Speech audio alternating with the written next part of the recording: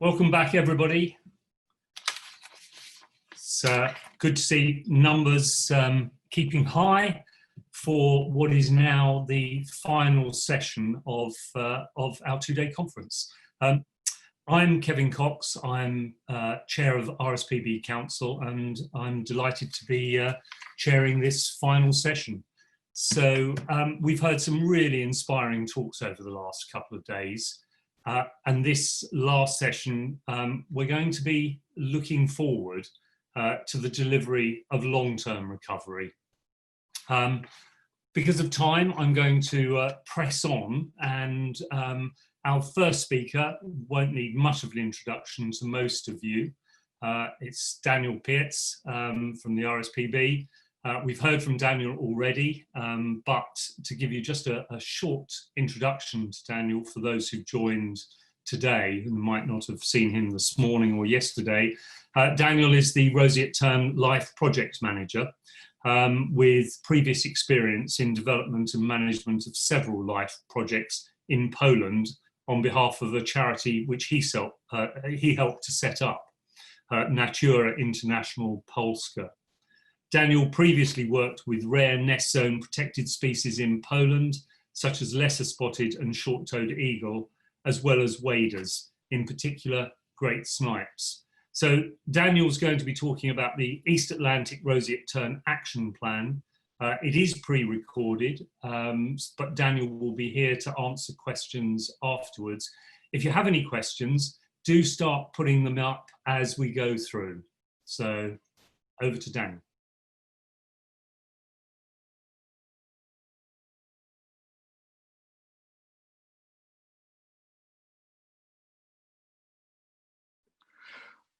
Thank you very much, Kevin.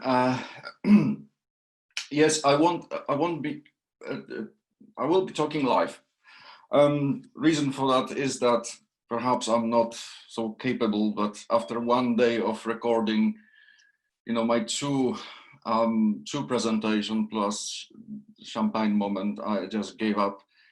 And it turns out that those who decided to speak live actually avoid the technical problems that we are experiencing for some of the presentations, which I thoroughly apologize and just want to reiterate, they will be available, those two Cockett and Kate Jennings presentations available for you to see after the webinar. But now, brace yourself, it's probably the most boring presentation of the seminar. No beautiful pictures of birds, of smiling people with the European flag. Nevertheless, equally important subject, because this is about East Atlantic Roseate Tern Action Plan, which is nicely taking us into thinking about the future, the post-life project. And so I would like to try to outline and ideas we have in this document, mostly focusing on threats and just a broad frame for actions, and that so far we kind of developed. And at this stage, I would like to thank for the first time to people who replied to my kind request to provide consultation and comments. And I hope this presentation will encourage the other people who might be in the audience to send me or us, because there's a team of people who developed your suggestions for how we can improve this. First of all, I would like to give you a bit of a context for the international strategy. Well, when we started to, it's all, of course, Lee's Locke idea. The next speaker in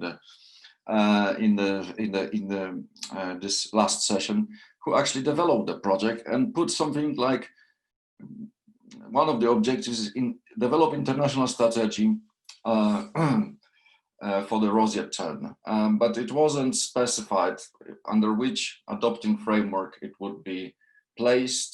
There was a risk that we will develop a strategy and it wouldn't be framed in any delivery framework. So we approached the EU and the European Commission, specifically NADEC, to update, with the proposal to update the old action plan that Norman Radcliffe was involved. We came to know Norman over the course of this seminar. I mean, it's a great plan, but it hasn't been updated since 1999, and we felt we got more knowledge now and development to update the old one. So we approached the EC, as I said, and specifically Species and Habitat Advisory Group at the Birds and Habitat Directive, in short NADEC, and they welcomed the proposal to update the plan. We also approached AIVA, and they were very supportive and sent us a lot of good methodological pointers how to develop a good action plan, but they didn't see Roseate Tern as a priority on the really packed action plan development schedule. So, so what is the kind of action plan? You've probably seen many of them. We're following BirdLife methodology when it comes to action plans, because it's recognized methodology by the European Commission. It's basically biological assessment of the species, identification of threats, and costed and delegated actions. If it just take bare bones of any species action plan, this is it. But additionally, we will also the methodology forces us to think about ecosystem approach. So this is conservation. We need to frame the actions in the context of the whole metapopulation and associations with other species, especially common terns, as you can see. You could see from the previous presentations, and also predatory species, which compete for nesting space and predate on roseate terns. We also need to develop flyway approach, and we've got now new data from geolocators. We have a better understanding on the tern traffic in Africa. We start to look into this whole issue of cold water upwellings within the current large marine ecosystems. So we will take into considerations all these things. We also need to develop smart objectives, and that is also possible because we can take demographic parameters from Adam Seward's study, who for setting our objectives that will be measurable, realistic, and put into some kind of time frame. And the actions need to be developed against threats. So when we think about the threats, we need to come up with some sort of actions. At least if we cannot do anything specific, we should at least recommend what are the next steps. And very, very important is a participatory approach and wide consultation of the document with experts ranging from the European Commission themselves, NADEC, ORNIS committee, ministries in the respective countries, and obviously experts from NGOs, national parks, and BirdLife partners, and so on. Monitoring and evaluation needs to be also planned, and that's what we envisage to do in the plan.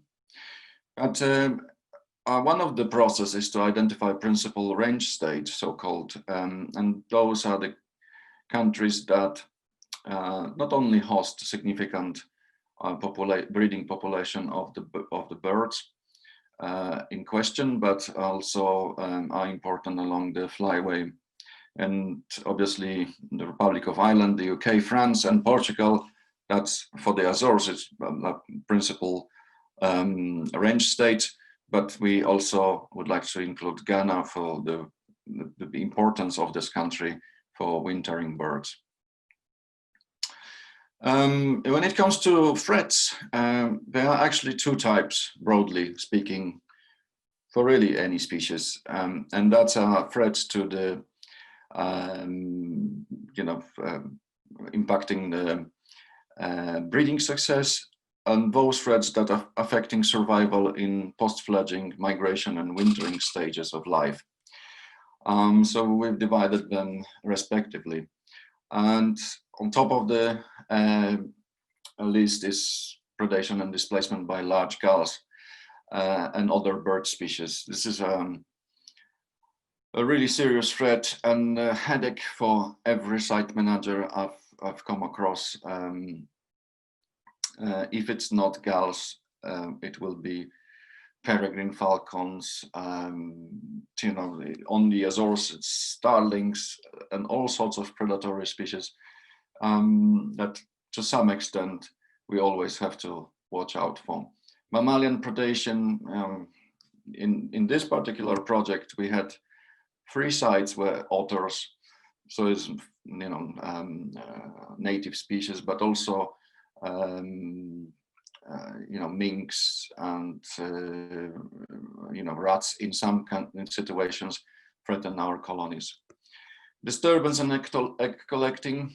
Egg collecting is really probably only British or just English sort of phenomenon, but it's still a real threat on cocket, and disturbance is mostly affecting French and Azorean colonies. This needs to be addressed.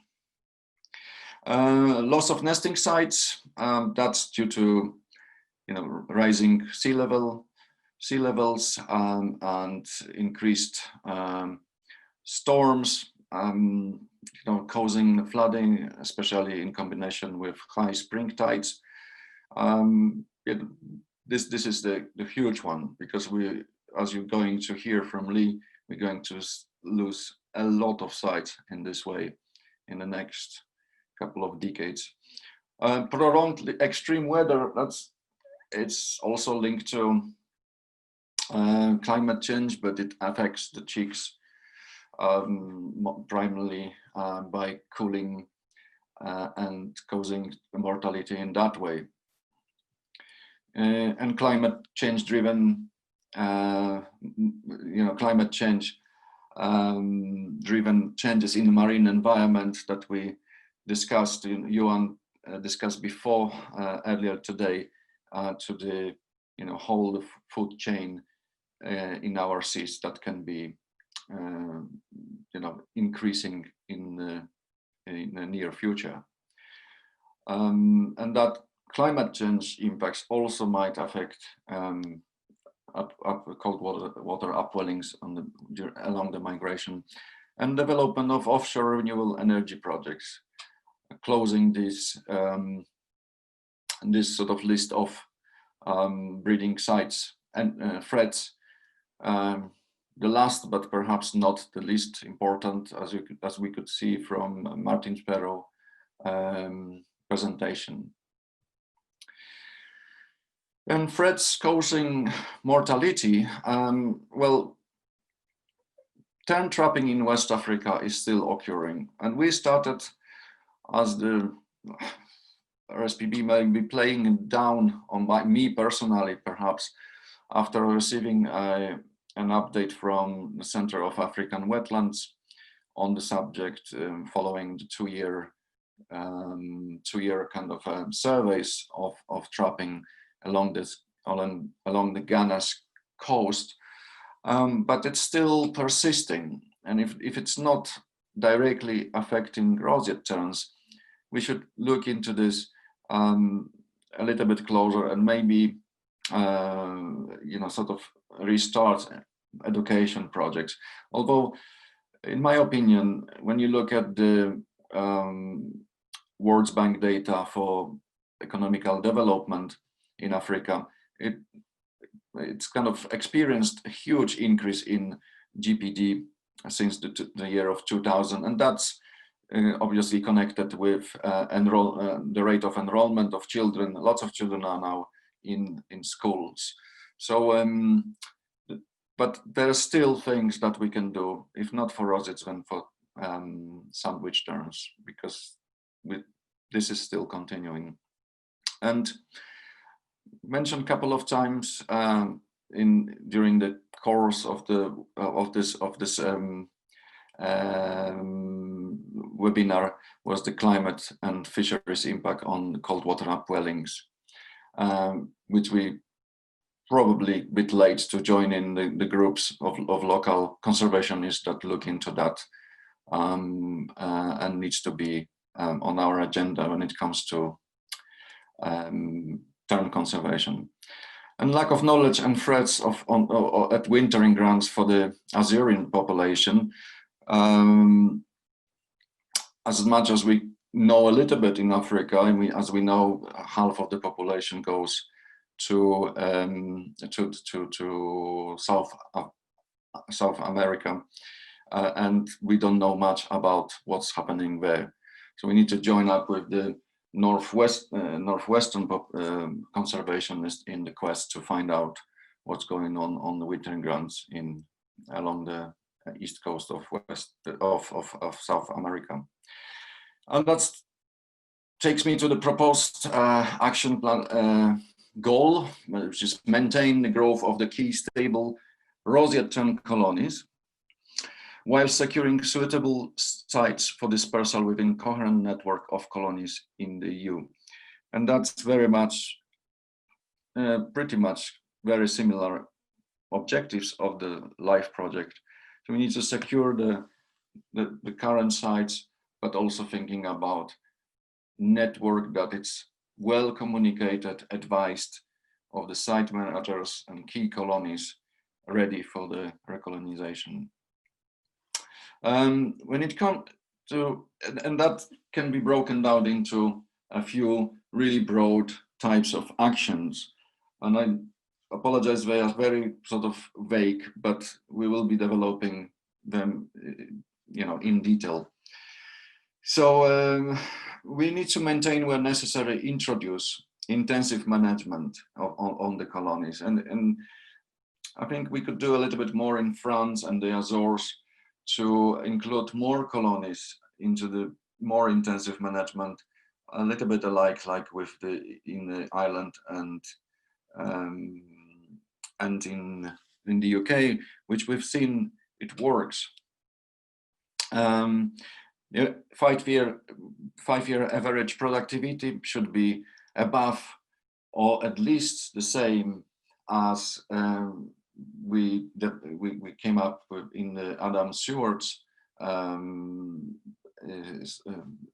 study, because it maintains this kind of growth, and that is required for the population to thrive. In some extent, we need to now, as we have some tracking data, lobby for extension of the SPAs and marine protected areas further to include foraging areas, but also to protect these birds from and the fish resources from the impact of offshore renewable energy projects. And also what we need to do for these colonies is what Martin Perrow mentioned, is to kind of do the environmental assessments properly. And create and restore safe alternative sites. And I won't talk much about it, but because Lee will cover that in next slide. But it's of course about common tern as a carrier species. So we need to create new sites,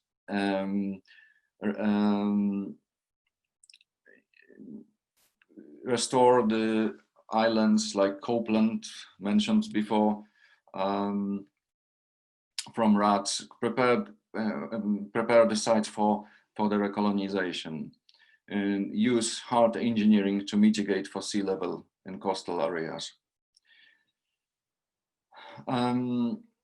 Very much on our agenda is this flyway. I think in threads along the flyway that sort of Chris Redfern's paper suggested and I've just covered to quite extent. And that will be to assess staging areas, collaborate with East Atlantic flyway colleagues from BirdLife and so on, assess conditions of wetlands in Ghana and Liberia, Sierra Leone, see what's happening there for the roosting sites. Perhaps restore the education program, as I said. Knowledge gaps and improve monitoring practices. We need to, continue ringing the birds, of course, to repeat the demography study to see if the survival rates maintain, but also refine our monitoring progress to include other parameters like provisioning, and finally start doing a little bit, getting some knowledge on food resources. And the great idea, I think, is to have an expedition to the Azores and start a small project on geolocators there to see where really Azorean birds are going.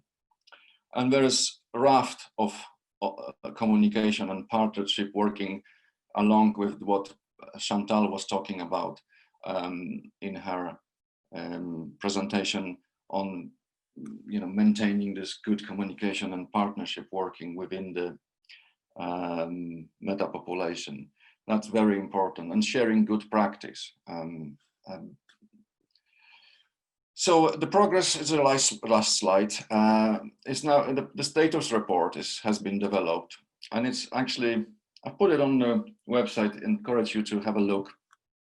It's very easy to find on roseatetern.org website/action/plan. Would be very much thankful for any of your comments by 2nd of October. And then we'll organize regional workshops in individual countries where we'll be discussing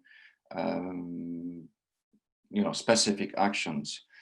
And the first draft of the action plan is due in December for the agreement for implementation in March 21.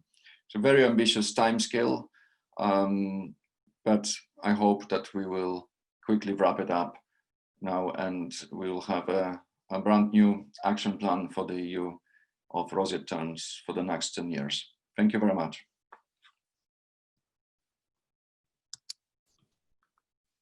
Thanks, Daniel. That was great.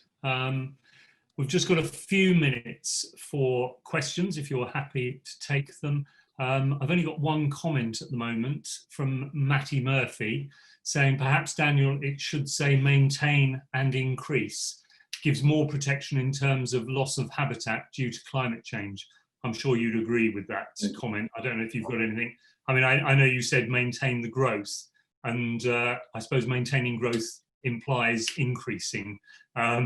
So I don't know if you want to comment on that.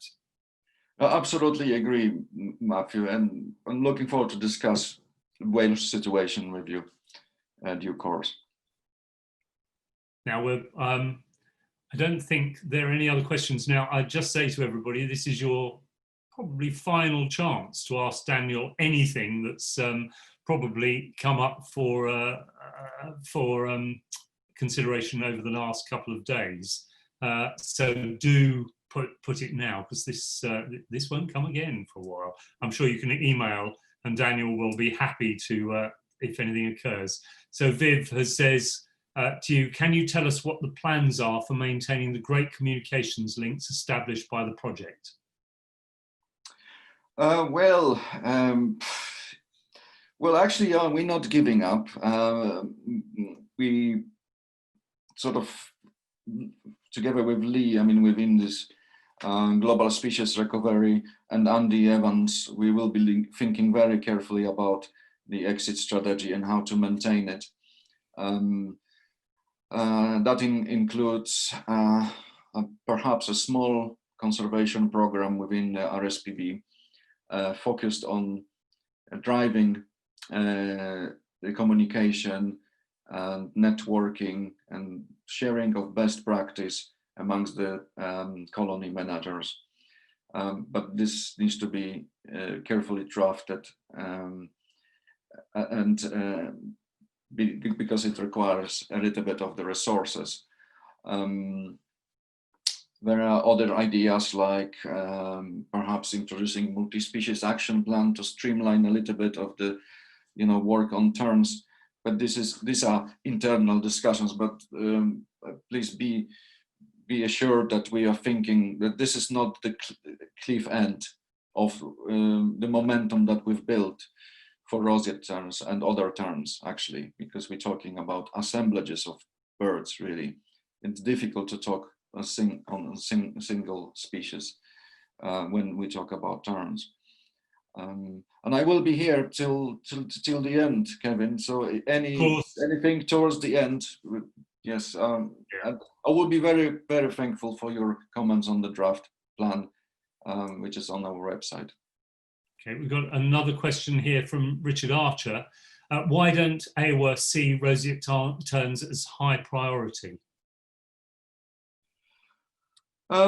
Because, to be honest, roseate terns globally are least concerned in terms of IUCN assessment, and it's pretty much the same for BirdLife assessment at the European level, which I never agreed to, but this is what they have: much more threatened species to deal with, and that's why the roseate tern is not high on the agenda, but and it's only because of the conservation status.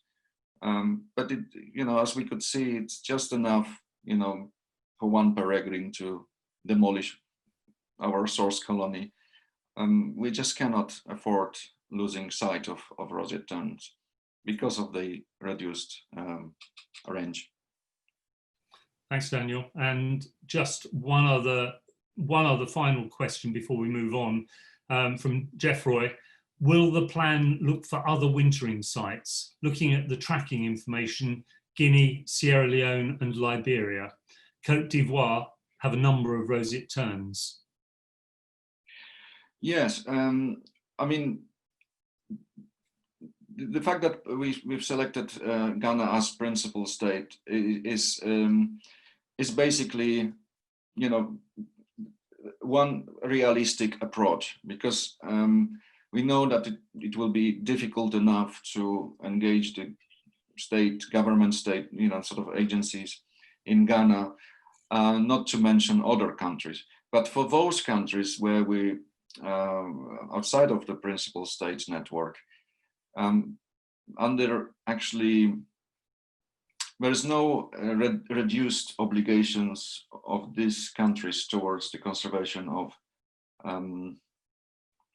the species, and we will be working with BirdLife partners and within the flyway partnerships to achieve our aims there without this quite difficult discussions for some states to become a principal states under this action plan. So we think there are other ways to achieve our aims along the flyway, other ways than just adding them as a principal states, but we definitely will be working there. That's great. Thank you very much, Daniel. I think that's all for the questions, and we're going to move on now to the next talk from Lee Locke. Again, very little introduction needed, but I'll give one anyway. Lee is a long-term stalwart of the RSPB, where he's been working for over 25 years in various conservation roles, particularly on species recovery. Most recently, he's had an overview of our work on coasts and islands and has been involved in the development of a number of new projects, including the Little Tern and Roseate Tern Life projects, which Daniel talked about just a moment ago, and various island restoration projects. Lee, it says in my notes that Lee is going to be pre-recorded, but who knows? We may have him live, we may not. So, but Lee, one way or the other, we'll be talking about habitat creation opportunities around the UK and Ireland. So over to you, Lee. Creation and restoration. So we'll be looking at both offshore islands and nearshore islands and soft coast habitats. We'll be considering targeting current and former sites for roseate terns, but also current and potential sites for large common tern colonies. And we'll also be thinking about both short-term measures and longer-term measures. But firstly, offshore islands. So 2 of the 3 current established roseate tern colonies in the UK and Ireland, and 80% of the population are on offshore islands, which demonstrates how important islands can be in the future. On islands, the key issue is often invasive mammalian predators. Karen has highlighted the importance of maintaining biosecurity on predator-free sites. But in terms of site restoration, we need to think about how we can remove predators from islands where they are limiting birds. The RSPB compiled a UK inventory of islands to inform where we can deploy eradication, control and biosecurity.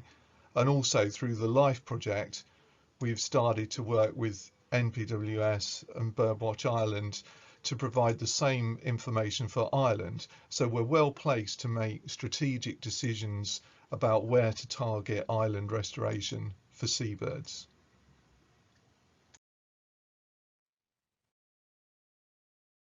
And we know that this works.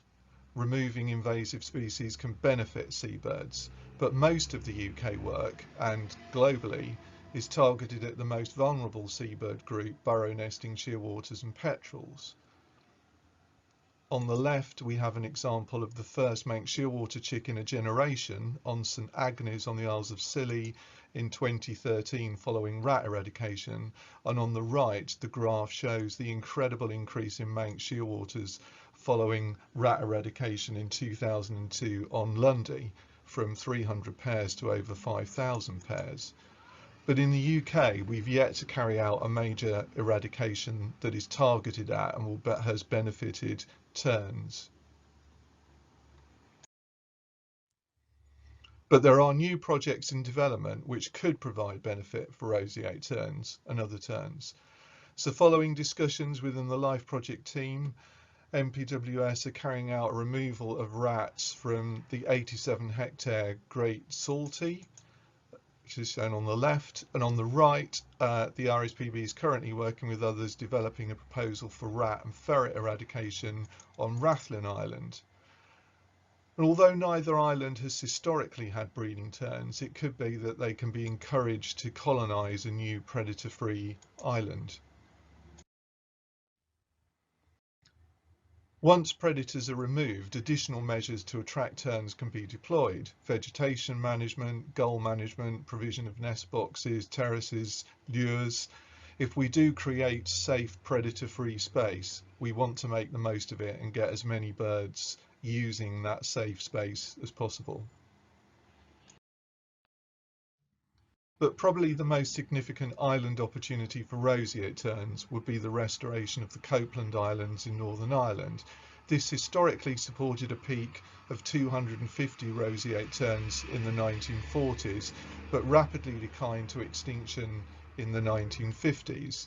The Copeland Islands still held over 1,000 nesting small terns as recently as 2013, and although numbers now appear much lower, this indicates the potential of this site in recent times. It's unclear why roseates disappeared, but probably a combination of rats, large gulls and habitat change. But with our knowledge of tern colony management now, I think we could restore and manage this site so that it could once again hold thousands of terns through a modest injection of funding, and could potentially be a major additional roseate tern colony in the Irish Sea.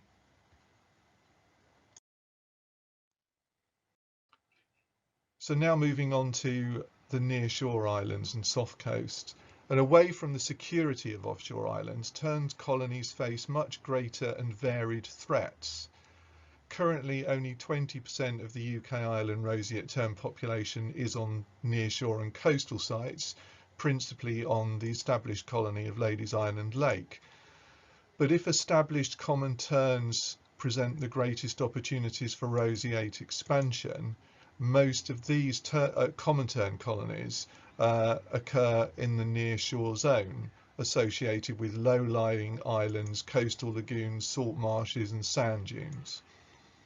The RSPB has carried out a review of the status of coastal habitats called Sustainable Shores, and this provides a stark view of the prospects for coastal habitats and the species that live there.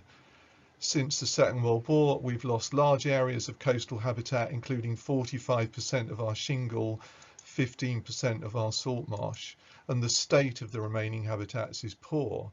We also estimate projected losses of a further 3,000 hectares of intertidal habitat by 2050, largely driven by climate change effects such as sea level rise and increased erosion.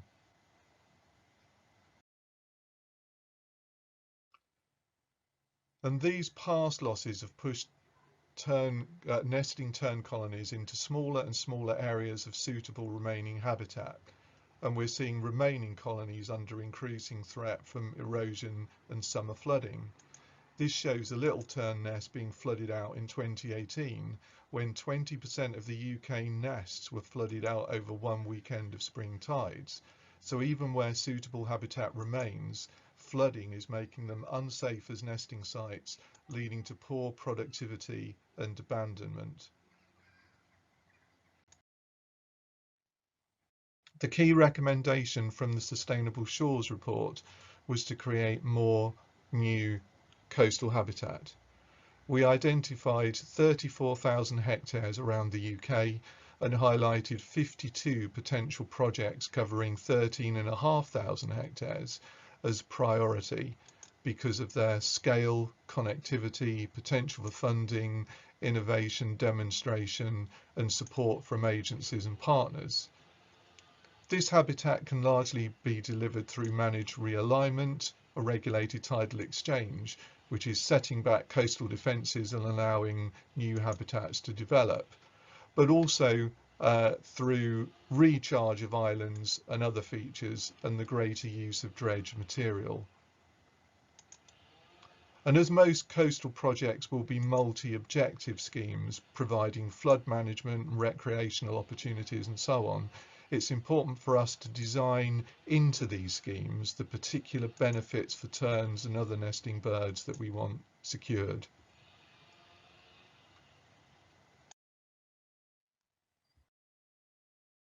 Since 2000, 2,500 hectares of intertidal habitat creation has been completed in the UK.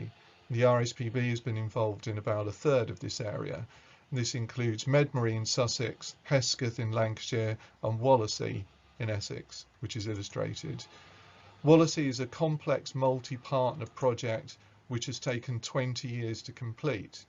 Although primarily a managed realignment project, this 700 hectare site used 3 million tonnes of material from Crossrail to landscape the site. So what we now have is a range of habitats, water levels and salinities, and this detailed design includes 67 islands created for nesting and roosting birds. So common terns are colonising and hopefully should soon reach over 100 pairs. The three final points about this. The impressive thing about Wallasey are its sheer scale, but also the fine detail of the ecological design down to millimetres of water depth that provide the best conditions for wildlife. so it's impressive in both scale and detail. Also note that the priority opportunities identified in sustainable shores would be the equivalent of 20 Wallaces, and think how different our coastline would be with these in place.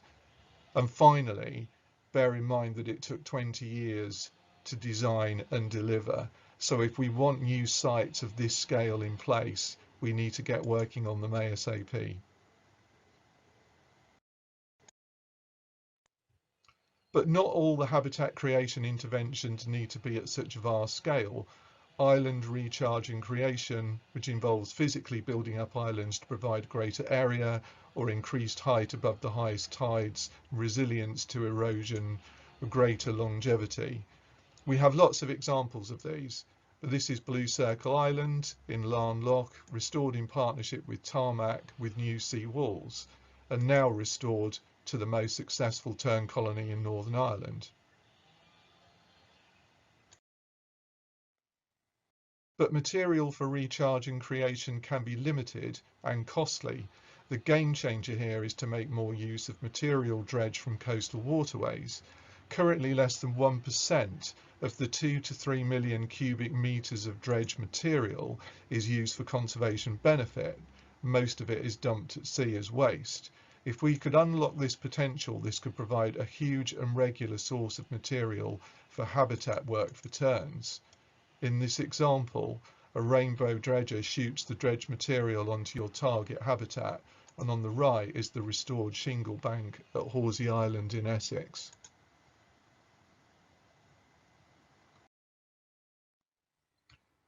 And note that away from the UK, beneficial use is driving major landscape scale coastal habitat creation, such as this impression of the Marker Wadden project on the Markermeer in the Netherlands, where tens of square kilometres of habitat has been created. And also note in the US, where on the East Coast, 2,000 islands have created which support over 1 million seabirds.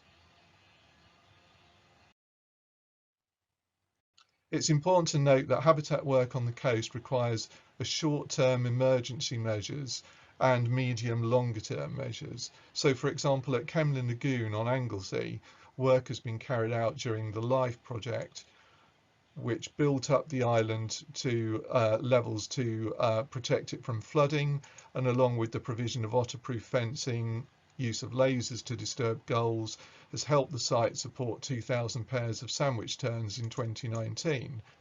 But the longer term future of the site remains at risk. The shingle ridge in the foreground is likely to be breached, and the lagoon in the islands irreversibly changed. So we also need to plan for the loss of this site and to provide somewhere that terns can move to have a safe nesting site.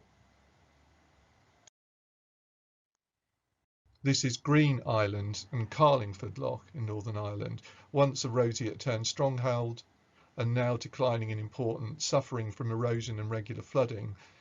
This now may be acting as a sink, attracting potential nesting terns that are most likely to fail to breed successfully.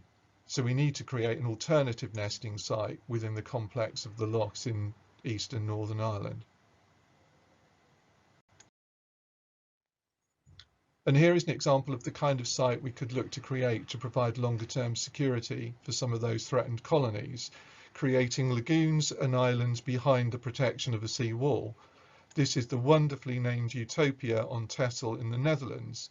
This is a 30-hectare site created in 2011, and within 5 years supported over 6,000 nesting sandwich terns along with other terns, gulls and waders. This provides a model to follow, and we would like to see a network of these sites created around the UK. We already have plans in place to create some of these sites in the south and east of England, but it would be good to create some sites like this around the Irish Sea that would benefit roseates and other terns in this area.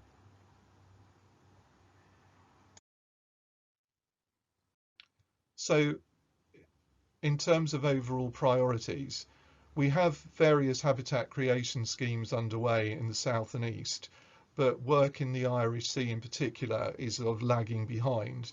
So it will be good to get some island recharge and island creation projects underway at sites around the Irish Sea. It will be good to establish a pipeline of beneficial use schemes to generate material that can supply those projects. It will be good to have a suite of utopias around the UK, and particularly targeting the Irish Sea, North East England and the South Coast. And wouldn't it be amazing if we had an Irish Sea Wallasey that would be hugely important, not just for terns, but for a whole range of coastal birds using that internationally important flyway. And some final thoughts. What we really want is a clear strategy, where to target for the best outcomes, think about both the short-term fixes and the longer-term security of sites. Thinking and planning at big scale, but with an eye on the detailed design for terns. So this may involve designing in tern features into schemes primarily designed for other purposes, such as flood management, but ultimately to deliver the right habitat in the right places to secure a rosy future for terns. Thank you.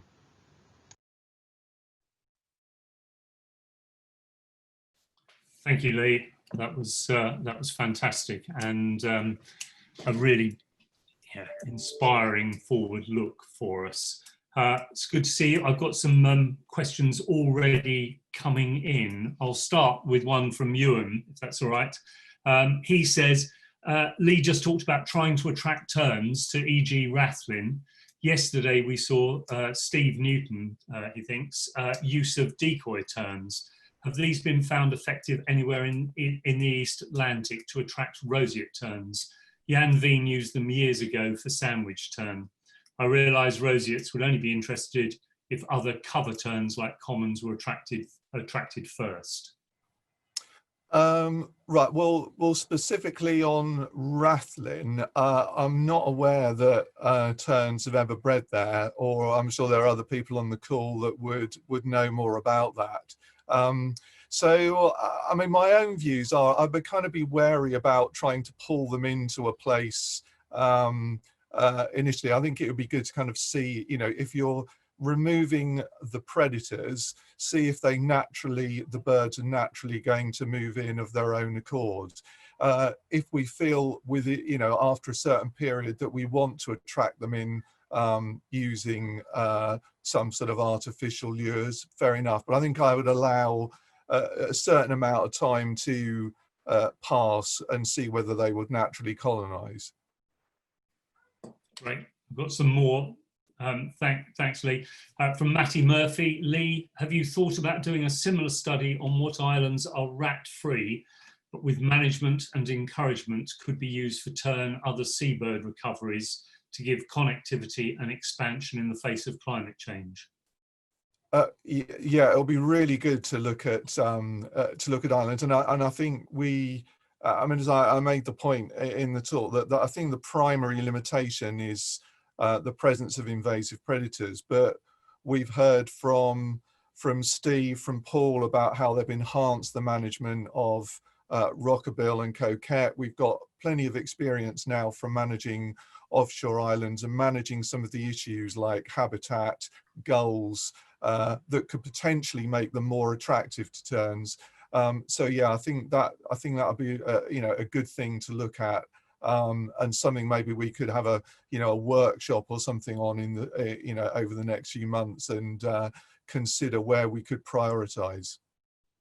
Great, thanks, Lee. And I've just had a note from Gregory Woolahan saying no, they haven't on Rathlin, so which is pretty much your thought on that. So thanks, Gregory. Norman Ratcliffe asks, near shore sites tend to have better food availability, foraging conditions for common and roseates. Offshore sites avoid predators but are less suitable for these species that tend to get replaced by Arctic skerries, for example. Important to consider this trade-off. Any thoughts on that? Yeah, I mean, well, it's a really good point, as always, from Norman, and I think so. So currently, most of our the interesting thing is most of our roseates are on these offshore islands, but if they're going to move into places where we have large productive common tern colonies. Most of those are on these nearshore soft coast sites. So whether we will see a kind of shift in the population so that a higher proportion are moving to using some of these soft coast sites, I don't know. But I think the strategy going forward, I think it's good to kind of keep both of those options open. So we have, and as we keep saying, it's not just about roseate terns, it's about the whole assemblage, but we have really good system of offshore islands that are well managed, and we also have a really good network of these nearshore soft coast sites that are also really well managed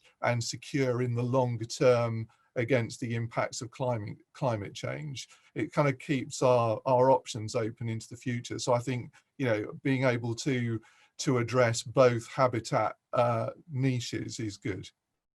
That's great. Thanks, Lee. I mean, it occurred to me when you showed Wallasey, I don't know, did we build in habitat creation for terns at Wallasey, for example?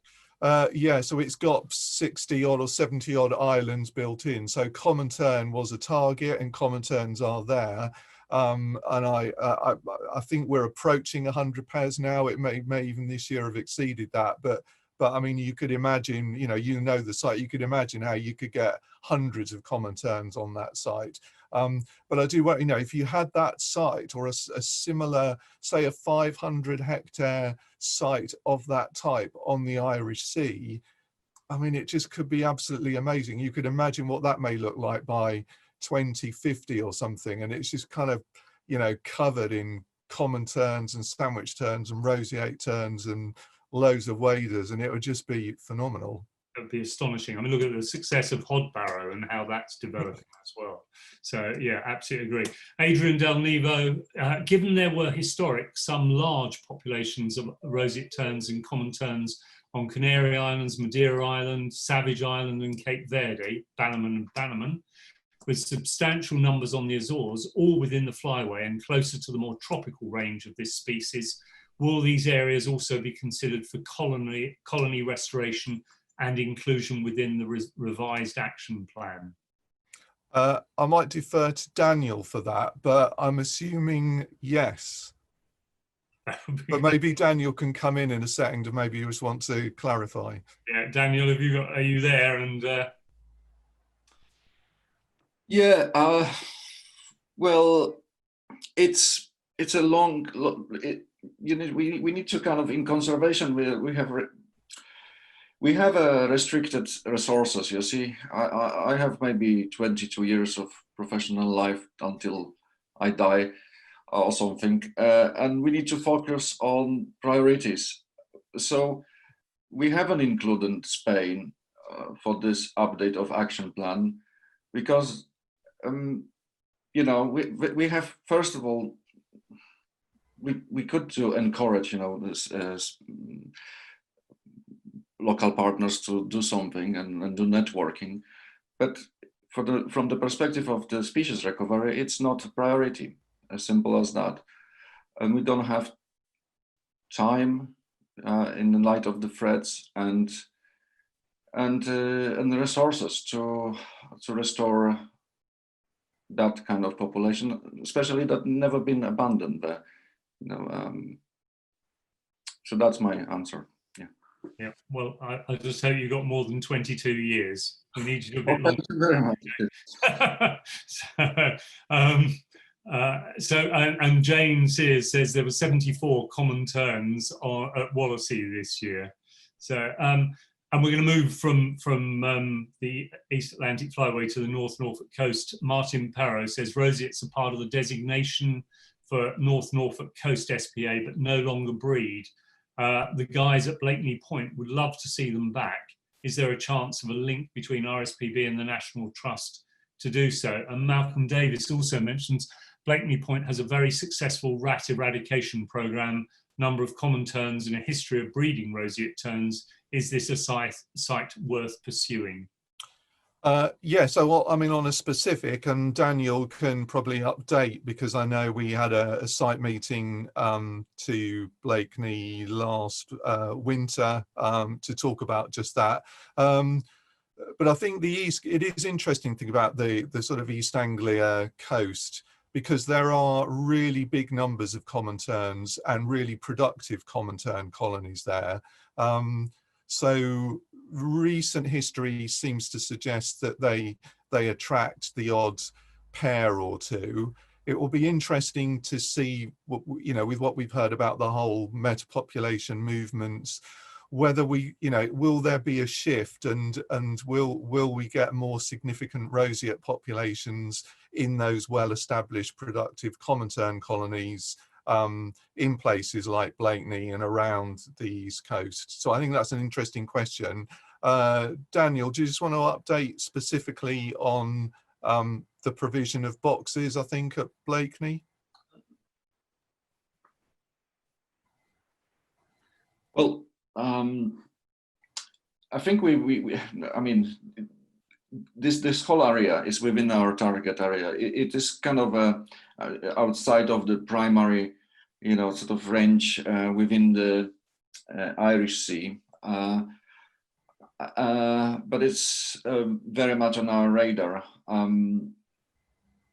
Together with, you know, Blakeney cannot be discussed really without talking about the other reserve. Please remind me. Managed by Natural England, a little bit. Skull Head. Yes, Skull Head. And because these two sites are probably, you know, exchanging individuals all the time, and they are huge, you know, colonies on their own. So this whole area is you know, very attractive. How to lure roseate terns there? I mean, we could, and I encourage the National Trust warden to deploy nest boxes, and we discuss where to deploy them. Whether that will be enough, well, let's see. And coming back to decoys, I mean, decoys are, you know, good idea, but only with audio luring as well. That's regarding Ewan's question. For this first establishment of the colonies, because these birds every year they are flying around, they prospecting. So if we start from one mixed pair that start calling around, and you know, lure another individual, we have one pair. You know, all the threats are managed, and these birds will keep going back, hopefully. Building up to, you know, 5 pairs and more. That's our dream. We don't have any ambition for big colonies, but this kind of small satellite, you know, sites would be lovely to see in the future, and it is possible. We should try, but we need to be sure that we are safe first. Thanks, Daniel. I've got a note from. From Viv. It was notable that none of the roseate terns that Chris Redfern tracked travelled down the East Anglian coast as seen yesterday. Could this be a barrier to recolonisation of East Anglian sites? Yeah, I hadn't spotted that, Viv, but yeah, you're right. But obviously roseate terns are picked up on migration. They're regularly seen in Eastern England and in the southeast. So some of them must be moving up the you know, through the channel eastwards and up the East Coast. That's great. And a comment from Martin Perrow: there's nowhere more offshore than the Azores. Roseates are often a blue water species, so offshore can be good. I think we'd agree with that. And Ian Robson asked an interesting question. Would you say that to encourage roseate terns to colonise an island, we need to manage for common terns initially? Generally, yes. Yeah, I think, yeah, we've talked about assemblages. So Gavin Thomas says, has any progress been made in overcoming the huge legislative and red tape obstacles that need to be overcome for beneficial use projects to progress in the UK?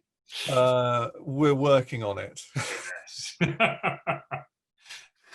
but on a positive note, so we have got we are working with the agencies and some stakeholders. We have a few projects in development which might help to smooth the passage and kind of provide some case studies for how it can be done and how the challenging regulatory processes can be sort of negotiated and in a project approved. It's a constant challenge and probably always will be, but yeah, we'll keep plugging away. And this is going to be the last one from Robert Chapman. We've been discussing coastal terns, but at least on the south coast of England, productivity is often low, whereas inland colonies, although small, often have much higher productivity, probably exporting birds to the coast. Expanding successful inland colonies might be key to retaining our coastal colonies until we get our new Site Creation Act together. Any thoughts on doing work on this too? Rafts on inland sites can be very cost effective in terms of chicks fledged per pound euros spent. And I think that's again about meta populations and, you know, particularly common terns. It's a very interesting point, and maybe something we could explore a bit more, you know, after this session. But this presentation, because I was focused on roseates, I've been sticking strictly to coastal sites and coastal restoration rather than talking about what you can do on the inland colonies. Thank you, Lee. That's great. Thank you very much. I mean, everybody will know how to contact you, to contact Daniel, but I thought they were great end summaries for us to move us on.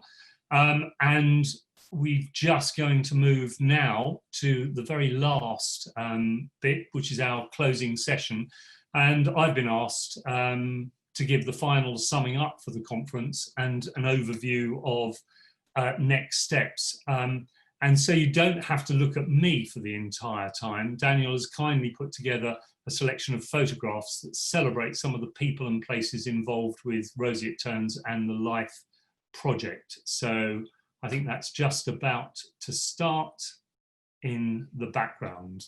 It's been an amazing 2 days, and I'm not sure I can even start to do justice to the breadth of information and wealth of stories that our speakers have shared with us.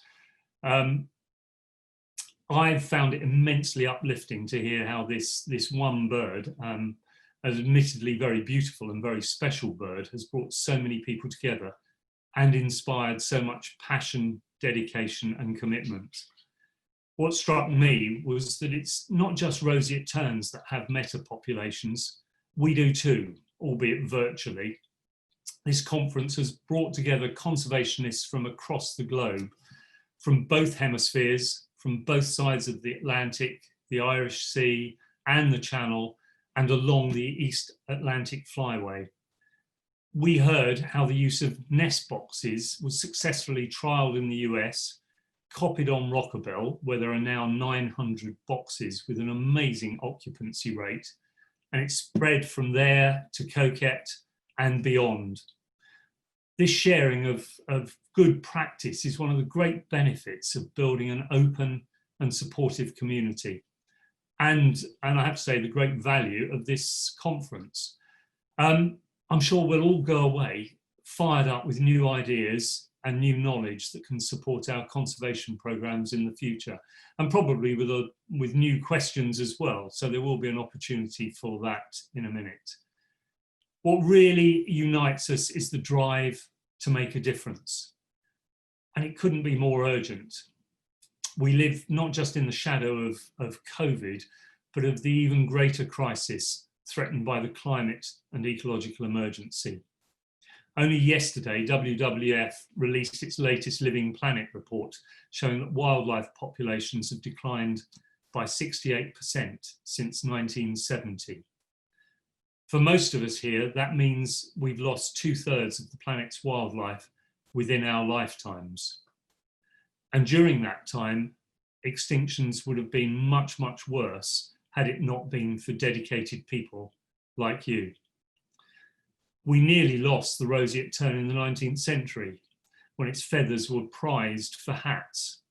And the RSPB was of course founded to counter that threat and eventually succeeded. The population crashed again in the 1970s, and we've heard over the past 2 days how many people have helped its slow road to recovery once more. These 2 days have highlighted the range of skills needed for effective conservation. We heard about the successful management of the 3 key Irish and UK colonies at Rockabill, Ladies Island Lake and Coquette. During the LIFE project, the Rockabill population grew 29%, Ladies Island Lake by 37% and Coquette by 36% compared to the 2011 to 2015 mean. All these populations had numerous challenges to overcome: predation, disturbance, flooding, and we've heard about plenty more. We heard about the global vulnerability of island species to non-native invasives and the steps being taken to address the problem. And none of this would be possible without the evidence base. The science has provided a clearer idea of the meta-population dynamics. Geolocators have given us an incredible insight into the migration routes of the terns and their wintering grounds. We know there are threats from disturbance, overfishing, and climate change, but this information, which Chris Redfern brought eloquently to life, will help us to address them. And closer to home, Richard Berridge gave us a taste of what it's like to follow a roseate tern in a high-speed offshore chase to its feeding grounds. And anybody who watched the video yesterday would probably have felt seasick along with the rest of us. We can use this information in a call to extend the SPA and to ensure that other threats, such as offshore wind, can be mitigated. What ties all this together and underpins the conference is communication. Chantal's enthusiasm was infectious, and it's clear that she has inspired many others with her passion for roses. And she won't forgive me if I don't remind you all to vote for the project in the Natura 2000 Awards. I had a look last night and we're doing well, but we're not in the lead, so every vote counts. Once this is over, please get on there and add your names to it. And I was struck also by just how many photos Daniel appeared in. He seems to have been everywhere, spreading the word and sharing the work. Today, for those who are here this morning, took us on a global tour from the Azores to Brittany to West Africa. It was fascinating to see how similar challenges are being addressed in different locations, and to be reminded of the importance of the wintering grounds along the East Atlantic Flyway for many of our migratory birds, not just terns. The threats from industrial fishing, sea level rise, development, disturbance, hunting, and predation are all on a vast scale over a huge area. Great credit to Geoffroy for sharing this with us, and for his and the BirdLife team for doing all they can to mitigate the threats. Communication, knowledge, science, policy have been on full display over the last two days. Ewan Dunn's presentation was especially chastening when he talked about the double impact of climate change and overfishing on the vital sand eel population. Martin Perrow clearly showed the importance of evidence to inform policy. Without it, the Docking Shoal offshore wind farm would most likely not have been rejected. But as Kate Jennings illustrated, we need to do more. It's not enough to oppose development. We need to propose more and better protected areas for our seabirds, and to create them, just as Lee outlined before me. So much has been done. We've heard reports of incredible dedication, rewarded by success, but there have been a time for lighter moments too. This is conservation from the heart, and that only happens when people love it and enjoy it. I had a taste of that last year when I had the privilege of visiting Coquette with Paul Morrison, told the stories of the Petanque games with the Duke of Northumberland, having a cup of coffee from his Heath Robinson contraption inside the rotating hide, and then visiting the lighthouse. Don't tell Martin Harper, but I was there for much longer than the 15 minutes he spent there. The time amongst the terns will stay with me forever, and more than a little of Paul's enthusiasm, as everyone who knows him will confirm, is infectious. As this conference and the LIFE project draws to a close, we need to remind ourselves that this is not the destination, just a milestone on the way. The work continues, and it's as important as ever. We still have much to do, and we don't have all the answers. So in the final few minutes, I want to talk about the next steps and how we maintain momentum. There are, and Daniel touched on this, 3 broad objectives for the future recovery of roseate terns. To maintain the high productivity and the breeding success at the extant colonies, make the largest common tern colonies within the target areas safe from flooding, predation and disturbance in anticipation of range expansion, maintain survival rates on wintering grounds and along migratory routes. So just a bit of background to each of those. To maintain high productivity rates and to continue to grow populations, we need to have the continued support of statutory agencies and NGO funding for residential wardens and adequate accommodation and equipment infrastructure. I think adequate accommodation probably means more than a tall shed. Maybe it needs to go on more than that. But of course, I mean, there are, as we know, post-COVID going to be very big problems around that continued support, particularly financial support. But I think we all agree that it's absolutely vital. We need to allow enough time for warden training, vegetation clearance, preparation of terraces and nest boxes, and maintenance of anti-predator fences and equipment before the season. Biosecurity monitoring needs to be carried out regularly during the winter, where high risk of rat incursion exists, to act quickly where necessary. And vigilance is the key word when it comes to predator management. Every fledged chick matters, as it has more than a 70% of survival in the first year. This includes creation of gull-free zones, preventing gulls roosting near the colony through direct disturbance, laser hazing, audio scarers, and maintenance of fences. Foraging areas should be protected from disturbance from renewable energy projects based on tracking studies for up to 30 kilometres from the colony. Casework should focus on the potential loss of forage fish spawning grounds to the offshore wind farm developments. Monitoring should include provisioning and diet, as well as standardised protocols for predation rates and weather. Intensive ring reading should be launched in France to incorporate French colonies in the next demography analyses. In post-breeding period, monitoring and assessment of staging sites should be intensified. On the second objective, making the largest common tern colonies within the target areas safe from the legion of threats they face. So the same intensive management and rigid monitoring programs should be applied to the largest common tern colonies within the target areas for roseate tern recolonisation. Additionally, new sites should be created to compensate for the loss of low-laying coastal colonies through large-scale coastal habitat creation schemes, such as managed realignment and development compensation. Some former colonies could also be restored through eradication schemes. And all of the above should be underpinned by partnership working at the regional level to share best practice experience and data. And that's very much what this conference has been about. And our third objective, maintaining survival rates on wintering grounds and along migratory routes. Those terns should be included in flyway initiatives as flagship species for representing marine issues along the flyway, such as overfishing and oceanographic changes of Canary and Guinea current large marine ecosystem.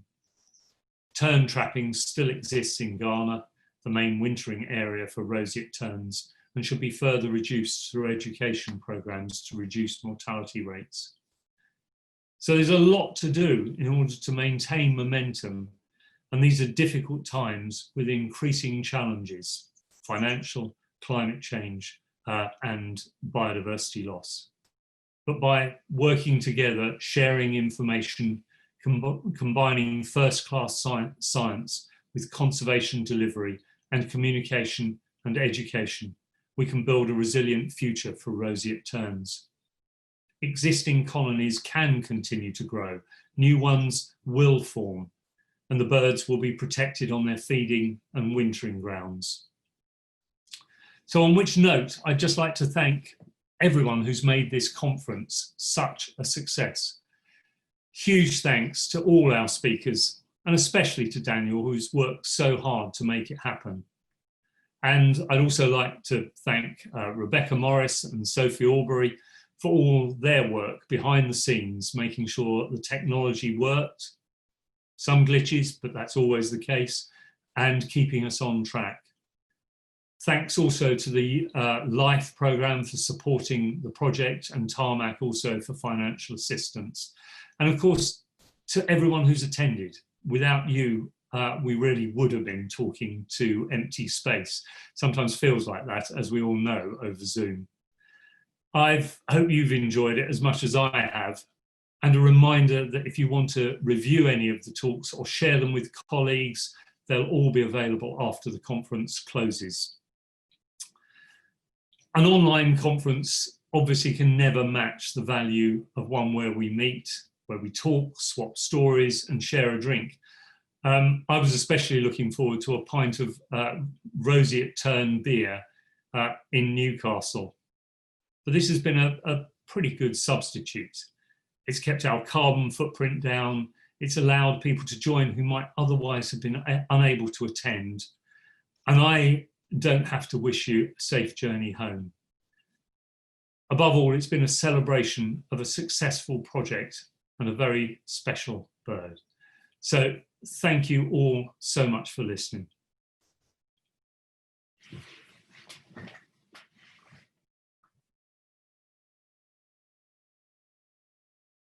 Thanks very much, everyone. I'm going to, I'll see if there's anything in the chat, but I think it's now, it would have been great to see you all for a beer in Newcastle next time. Really interesting and an inspiring couple of days. Thank you so much for being involved. Great talks, all of that. Thank you all so much. I don't know if anybody else has anything to add to that. Otherwise, I think we're at an end, but it's been a fantastic 2 days. Brilliant. And thank you again to everybody who's been involved with putting it on.